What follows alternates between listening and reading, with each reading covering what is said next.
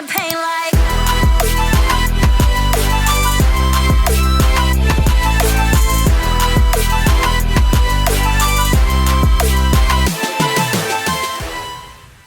Hey guys, dearyoongi here, and welcome back to my channel. In today's video, we are going to be discussing the ongoing situation with OnlyOneOf, their member KB, and an ongoing conflict with a fan. So in today's video, we will introduce the group as we always do. I will try to explain in detail what exactly is going on. I must warn you, it is a lot. And most importantly, we will look at what this shows us about the K-pop industry and those all-important idol-fan relationships we often talk about. So without further ado, let's get started. And first of all, let's introduce OnlyOneOf, issues with their label, and one particular fan. OnlyOneOf is a 6-member boy group under 8D Entertainment, currently consisting of members KB, Rie, yoojung, junji, Mill, and 9. I really hope I pronounced all of those right, and I'm so sorry if I didn't. The group debuted in 2019 with tracks Time Leap and Savannah and another member. However, this member, Love, departed from the label and subsequently the group back in 2021 due to personal reasons.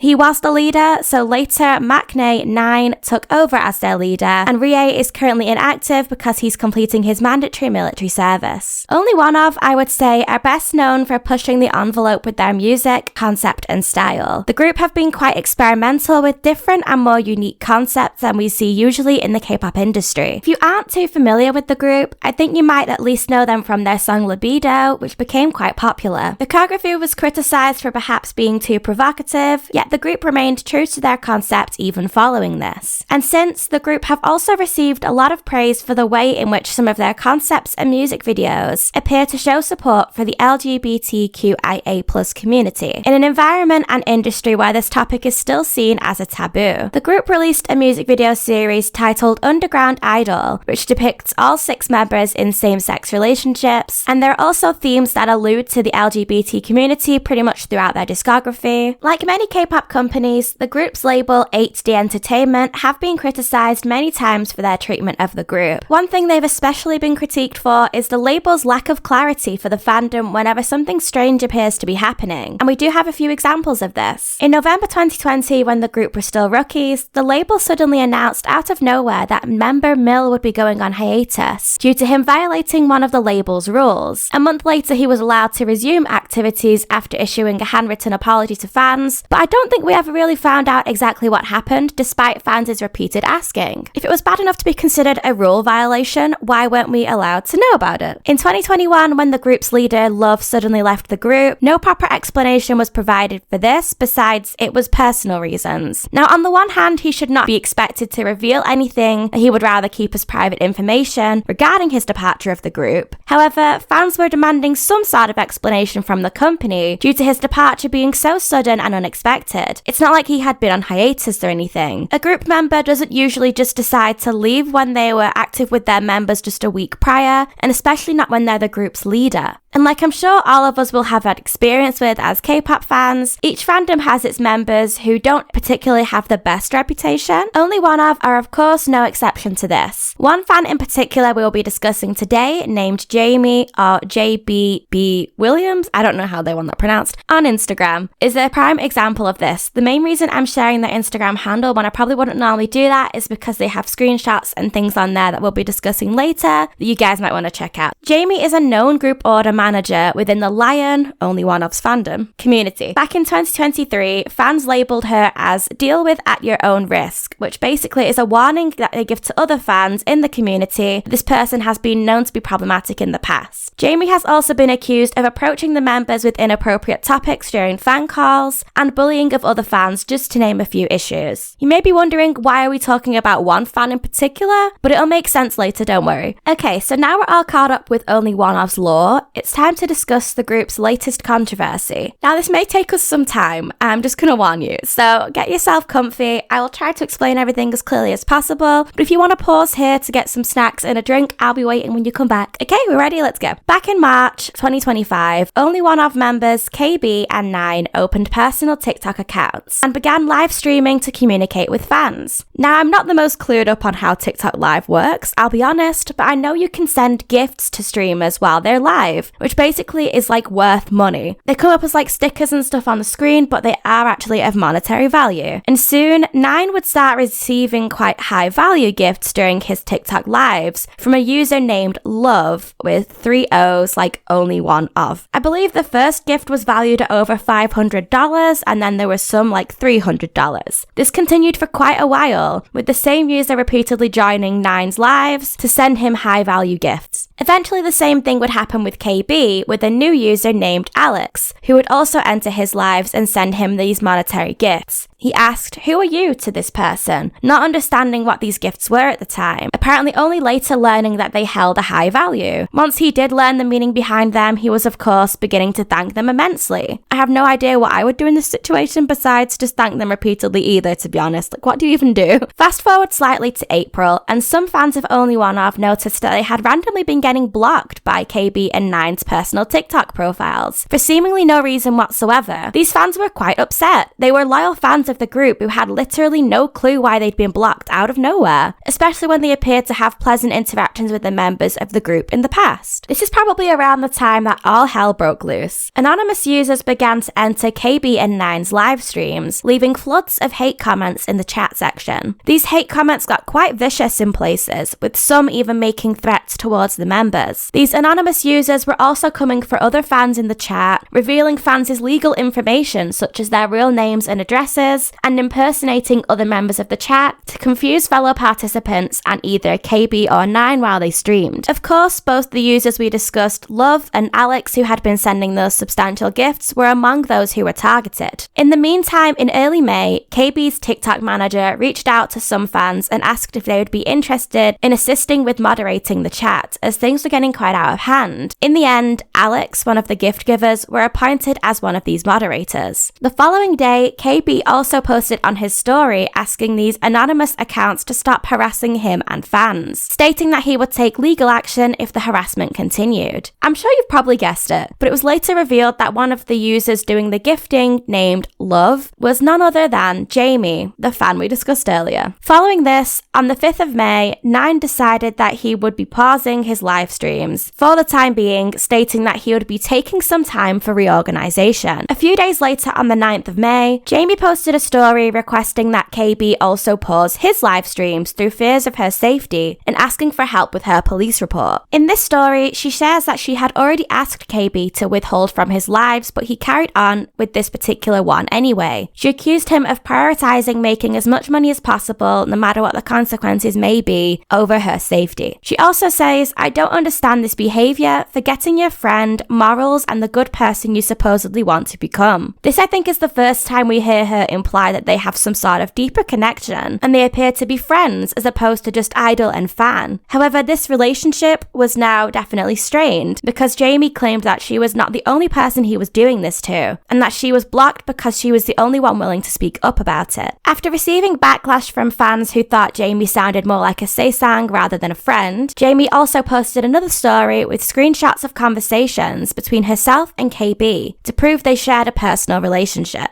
KB did eventually address these screenshots and accusations Jamie made about him in a subscriber-only live stream, which he specifically asked viewers not to record, so I don't have any footage of this. But apparently during this live, KB claims that Jamie is actually responsible for a lot of the harassment everybody has been receiving, including the anonymous accounts that were coming for both him and fans, and that she was asking him to block specific accounts that were sending hate, so he did. He accused her of spreading false information and reassures fans that she has been blacklisted from attending any future OnlyOneOf events. He then asks fans to ignore her and believe his side instead. Of course, Jamie was going to respond to this, and she did, across quite a few Instagram stories, so I'll try to summarize basically what she said. In these stories, Jamie denies all of KB's accusations and suggests that it was somebody entirely different involved in the anonymous hate accounts. Because she herself is open about her identity, she had to be to get the police involved when the threats were being made against her. Jamie challenges KB to to provide proof or file a police report of his own if he really believes she is responsible for these anonymous hate accounts. She does, however, say that she was sending KB and Nine those expensive gifts via anonymous accounts, but she did this anonymously because she didn't want to cross any boundaries or gain any extra attention from it. She claims the reason she sent them so much money was because she knew they were struggling financially and wanted to help the members raise enough money to release an album. She addresses queries about the relationship between herself and KB, saying their relationship is complex and difficult. Jamie shares that she was actually planning to stop following OnlyOneOf after their concerts, and that she'd already told KB this personally. She was hoping that in May they would hold an anniversary concert in Korea, and if they did, she was planning on traveling there with her daughter. I honestly don't know why you would do this if you were planning on unstanding a group anyway, but that's besides the point. What do I know? Of course, like a lot of information we're sharing, a lot of this info is alleged based on sources we have available to us. And apparently, in one of KB's TikTok live chats, a moderator claimed that a lot of the anonymous accounts sending the hate comments shared the same IP address. That doesn't necessarily mean that they were definitely Jamie, of course not, nor are we implying that, but the fact that a lot of the accounts were coming from the same location does imply that there was mainly one person behind them. In another Instagram story, Jamie shares a screen recording of conversations she had with KB's TikTok manager. In the alleged conversation, Jamie mentions how KB's live streams have focused a lot on Alex. Likely because when Alex was sending all those donations, they were getting attention because of this, of course, because KB would have been thanking them. In these messages, the TikTok manager says that KB considers Jamie a good person and that he instructed them to block certain people, so the manager did. Jamie later stated that she was not the one asking KB to block any fans, except for just one, who has now since been unblocked. She also actually listed some of the people she had personal grievances with and tried to give potential reasons why they might have been blocked, as if he did it for her to make her more comfortable. I have no idea. One example was somebody named Jess, who she believed may have been blocked for allegedly breaking rules by recording OnlyOneOf during a fan chat in 2024. But this was later disproven, and it was confirmed somebody else recorded the video. There was also a fandom-wide boycott when OnlyOneOf were about to start their US tour, because the company running the tour, JNB Entertainment, had a very bad reputation for poor organisation and putting performing artists at a safety risk by sharing their personal travel information. In another lengthy screenshot, Jamie referenced somebody named Claire, saying she was second in command for the boycott and perhaps that's why she was blocked. And for a third person named Kristen, Jamie claims she may have been blocked for lying to him, but Kristen has since spoke out saying they have no idea what this is in reference to.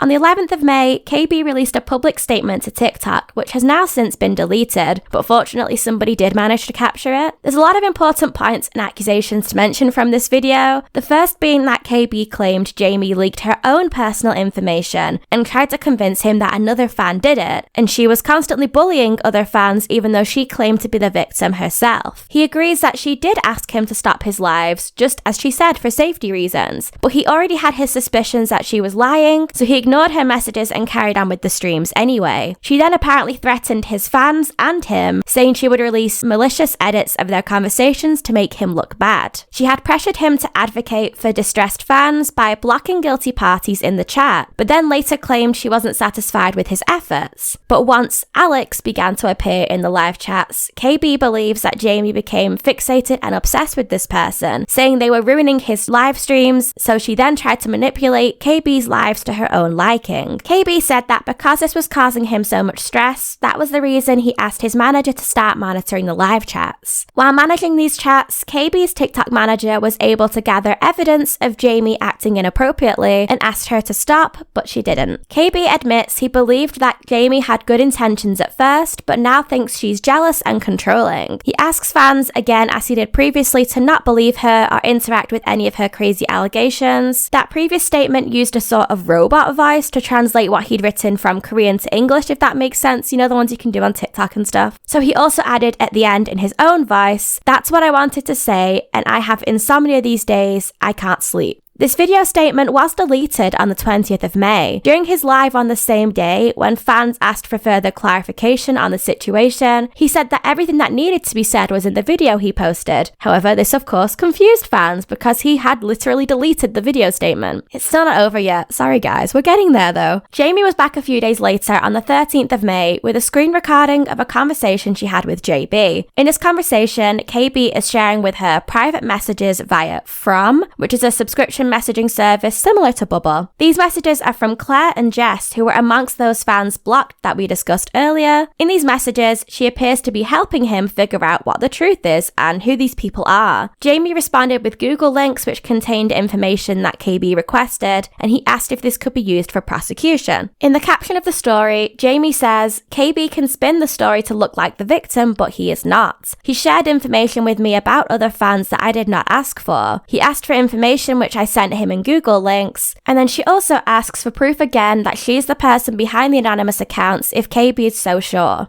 Interesting to note here that up until this point, fans believed that Jamie was fabricating the messages between herself and KB. However, Jess, whose message was one of the ones KB shared with Jamie, was able to confirm that the message was exactly the same as the one she sent to him privately on Fram. How would Jamie be able to access this message word for word if all her messages were fake? So it is likely that KB really did send some fans' messages to Jamie. This led to a lot of people next questioning the credibility of KB's claims against Jamie, saying that she was fabricating everything. The sharing of these messages was also against Fram's privacy terms of service, so some fans were not happy about that either. Also on the 13th of May, KB's TikTok manager took a leaf out of Jamie's book and posted some screenshots of their own to their story. These screenshots appeared to show messages Jamie had sent to KB. The manager said these messages were psychologically damaging and constituted gaslighting. They also claimed that Jamie was the one providing KB with information about other members of the fandom, asking to see messages he received in From, and that she was making several demands to KB. Here's some of the demands she supposedly made. If person A joins the live, please block them. Send a message to From, you know who started the boycott, right? Meaning the one of J&B Entertainment. Give me the gift subscription you promised. Tell the fandom that I never crossed any boundaries or treated you during a live call. Tell the fandom that OnlyOneOf considered me a supportive fan and I've never made anyone uncomfortable. Now you all treat me just like a friend. Remember the Google links that Jamie sent to KB? The TikTok manager also shared a screen recording of the contents of these. The Google Doc was basically a letter from Jamie to KB explaining the extent of the bullying she claimed to be receiving. But this letter also mentions that Jamie claims she spent over $100,000 supporting OnlyOneOf. In the letter to KB, she also criticizes OnlyOneOf for letting the fandom get out of control and it becoming a toxic environment. There was an occasion where she had an altercation with another fan who tried to contact her employer and get her removed from her day job. She blamed OnlyOneOf for this, for not doing their job controlling the fandom. Okay, so now we're at the present day. Thank you so much for sticking with me through that, guys. KB and 9 are both back to live streaming on TikTok, and some fans, but not all of them, have been unblocked. 9 has not yet addressed the situation. A lot of what we have seen has all been between KB and Jamie. Unfortunately, the story isn't quite over yet. Just this week, messages were leaked of KB calling fans who participated in the boycott we discussed earlier stupid. These messages also imply that KB gave 9 a list of people who he needed to block on TikTok. This comment really upset quite a lot of fans because it came at a time where a lot of the fandom were honestly getting quite sick of this whole situation to begin with. The fandom is quite tight-knit, and a lot of fans who were now being labelled as stupid had pleasant interactions with the members in the past. Fans who were boycotting thought they were doing the right thing to protect the boys, and to now be called stupid is certainly a choice. So this is where we are so far. I can't conclude the saga between KB and Jamie, unfortunately, because it still appears to be ongoing. I hate not finishing a story, I'm sorry. But we can at least look at what this entire mess teaches us about the K-pop industry and idol fan relationships. The K-pop industry has long been criticized for the parasocial relationships fans have with their favorite idols. These connections are often always a one-sided emotional connection that a fan has with an idol, and these tend to make fans act more erratically and have unrealistic expectations, believing that they have a stronger relationship with this person than they really do.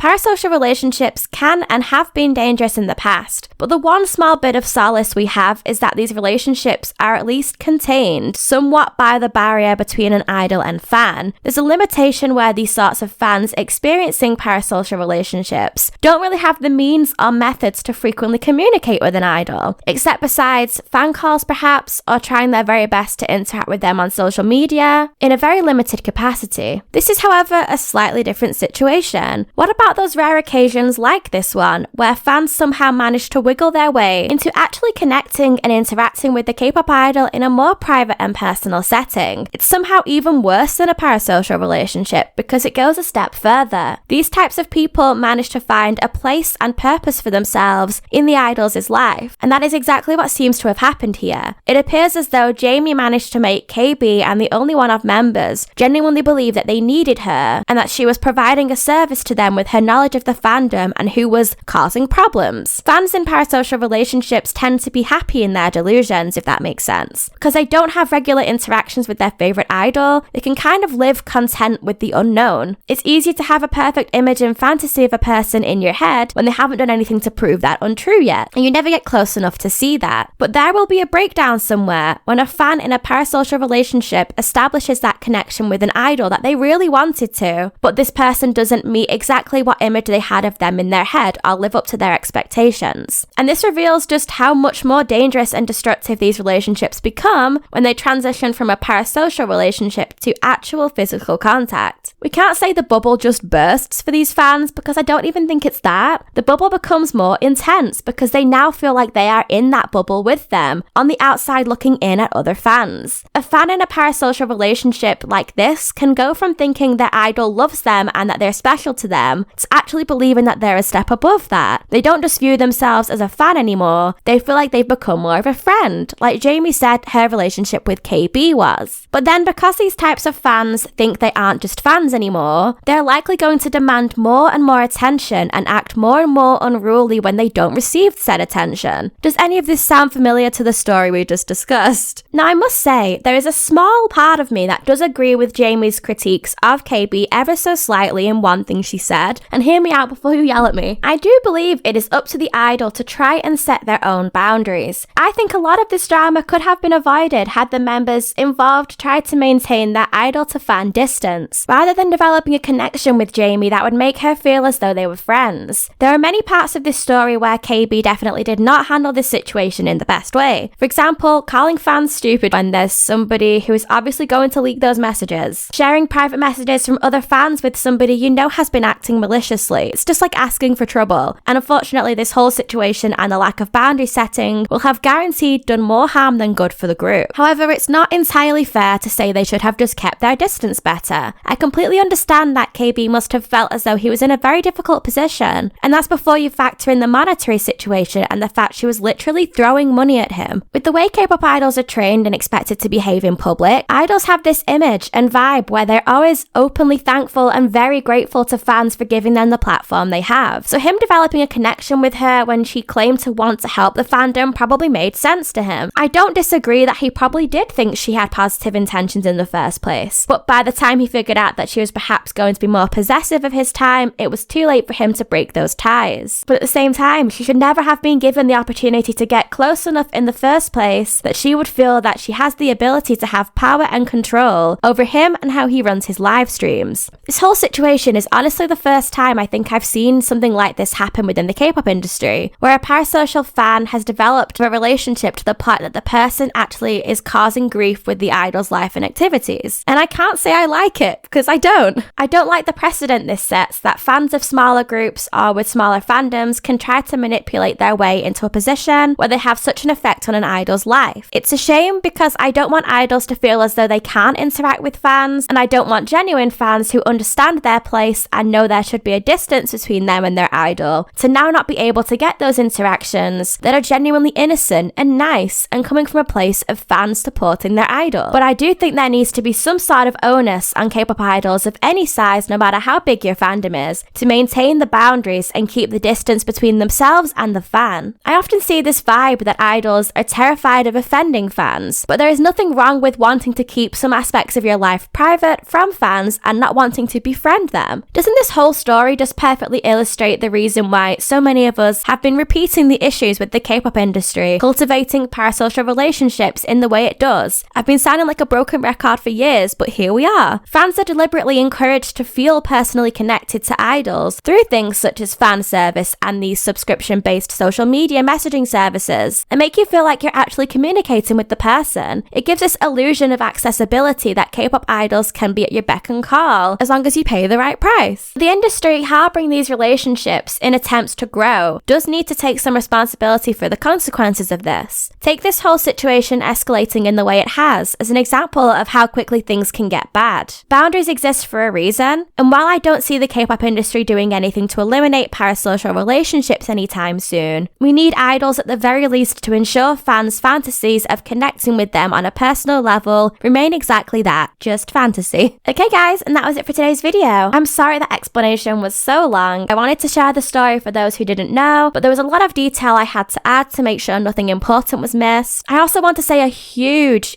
thank you to Twitter user Rie, which is like 3 O's MF_Rie. I well butchered that name, I'm sorry. Who literally created pages and pages long Google documents outlining every detail of this story. I literally would not have been able to gather all the information for this video without them, so please go and show them some love. Okay, if you enjoyed this video, please give it a thumbs up, and I would love to hear your thoughts on this entire crazy situation in the comments. If you're new here, please hit that subscribe button and turn on the notification bell to be the first to hear whenever I upload, and I'll see you next time. Bye guys!